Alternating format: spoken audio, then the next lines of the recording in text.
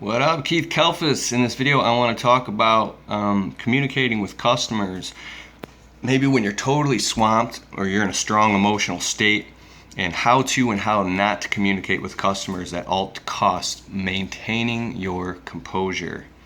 Quick side note, if you saw my video yesterday, I got stung by what I think was a killer wasp, and my throat closed up, my heart was pounding, I felt like my whole body was on fire and I was blacking out. It was a horrible experience, and if my guy Forrest didn't rush me to the hospital, I probably would have passed out on the job site, have been taken to the ER. So they got me on a bunch of meds and stuff. I've been in bed all day and couldn't even move around this morning, so I'm up and at 'em now. Everything's good.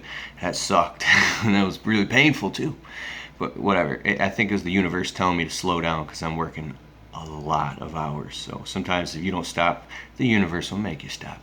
So back to what I was saying about maintaining your composure, especially for you new guys that aren't totally seasoned veterans.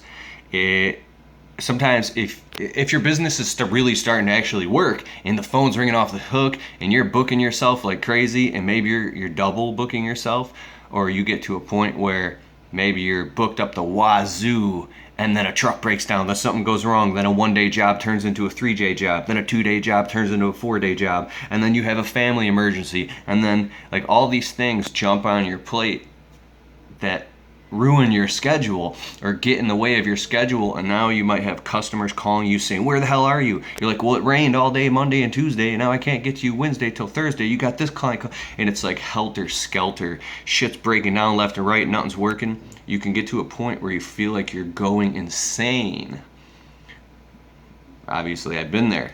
Well, I want to tell you one thing.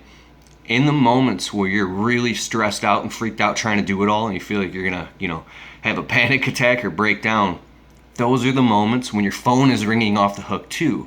When your voice is elevated and you're in a state of reaction mode, don't pick up the phone when a customer calls. It doesn't matter what they're going through.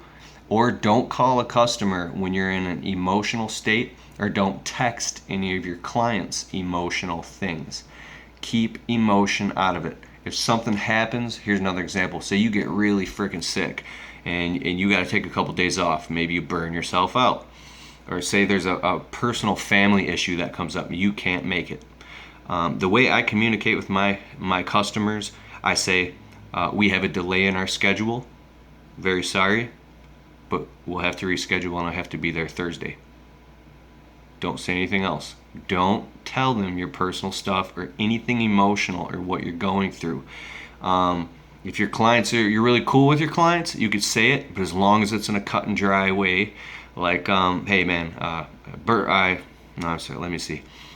We accidentally got swamped and had some equipment breakdowns, things like that. I'm on top of it. Your job is very important to me, and sorry for the delay. I'll be there. Like, it has to be very manly. Imagine if you called a carpet cleaning company to come clean your carpets or something. You called someone to come do something, to do your landscaping, and the owner of the company doesn't show up, and he calls you, or he calls you the night before and says, hey, I'm sorry, we have a delay in our schedule, and we're going to have to reschedule, but we will be there nevertheless. Sorry about that, but we will be there. Depending on how they communicated with you, you'd be like, okay. And that they show up and do a bang up job, it's okay. But if the owner of that company calls you up and he's emotional on the phone and he's telling you his problems, you've got your own problems, and you don't want to hear the owner of that company. The first thing you think is, oh my God, what can of worms did I open up? What did I get myself into? I do not want these guys working on my, like, you are a professional company. You're a business. So communicating any emotions or personal baggage to any of your customers or clients is a death rattle on your business. Now, in the beginning of my business, when I would get really stressed or freaked out, I have slipped up and made this mistake. I have done it. And once I realized what I did, I go, oh my God, I can't believe I did that. It feels like a knife in your stomach. And you say, you got to go look in the mirror at yourself like a man. Like, I seriously do this crap sometimes when I do stupid stuff. This helped me grow a lot. This is like some Stuart Smalley shit. look in the mirror and go, you just did this, and you will never, ever, ever, ever, ever, ever, ever do that again. Never do that again, no matter what, ever, ever, ever. Like, you see how serious I was? That's crazy, but that worked for me.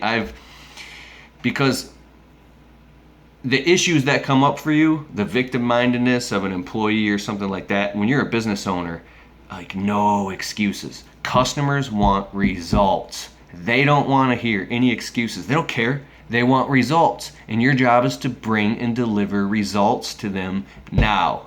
That's all there is to it. Here's another thing. If I'm on a job and the neighbor comes out and he wants some bushes trimmed up and I can make a quick $150 real quick in a couple hours, I'm jumping on that, because that's where the money comes, is the neighbors who are going to give you money right now. So we're personally so booked that from now on, I'm only booking 4-day weeks. 4-day weeks, because it'll turn into a 7-day week. I'm going to start including family emergencies, vehicle breakdowns, equipment breakdowns, lost shit, and every single other thing that Murphy's Law wants to bring. It's now getting included in the schedule. But here's another thing. Balance. You got to have balance. Balance is completely bogus. In the beginning of your business, if you don't got any money in your account, the work comes first. Let your laundry pile up. I'm telling you this now. Let your laundry pile up. Let your house get a mess. Let your truck get a complete mess. And get out there and work till dark. And get the money first. Get the money first. Because if you maintain balance, you got to have balance. Like, dude, I get so pissed when people say that. They don't even know what the fuck they're talking about. You got to have balance. Yeah, people who make really good money can have balance, because they can be off work by 5 o'clock and then spend time with their family and do all these things. I don't want to get into that rant. If you don't have any money, can't have any balance. You got to work constantly to get the money rolling in. You get 2, 3, 4, 5 grand in your bank account and your bills are all paid. Well, at that point, now you're afraid to go back to. So no matter what anybody says, I mean, if I could be honest, if I were to spend more time with the family members that I love, I would be completely behind on my bills I'd be in a real shithole. You would be in a real shithole. And you will be, or you are. So you got to take care of yourself first. You got to take care of your family first. Me, I'm the provider and the breadwinner in my family. I pay all the bills.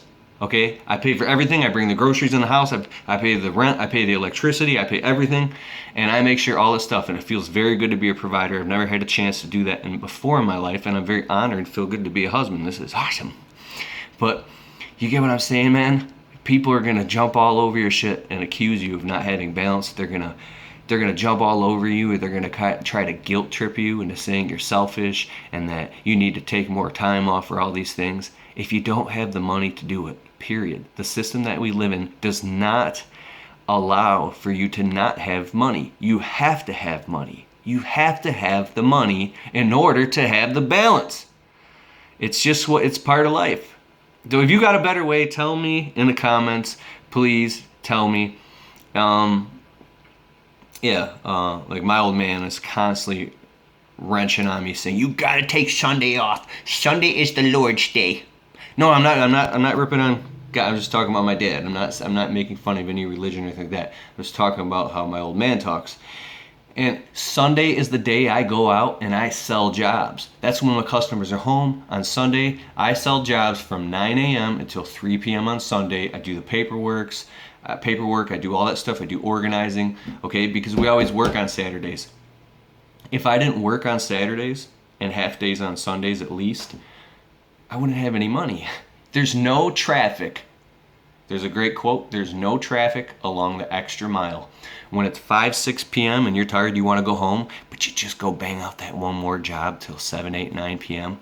That's when you start making money in this business. In the landscaping and lawn care business, you don't start making profit till like after 3 o'clock.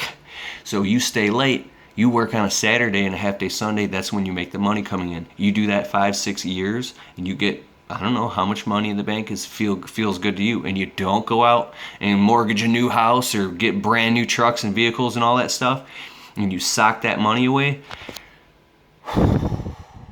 lot of that pressure comes off. See what I'm saying here? I'm gonna end this video. It's getting pretty long, and thanks for all the love and all the support. Thank you guys so much. You guys are the shit, man. All right, later.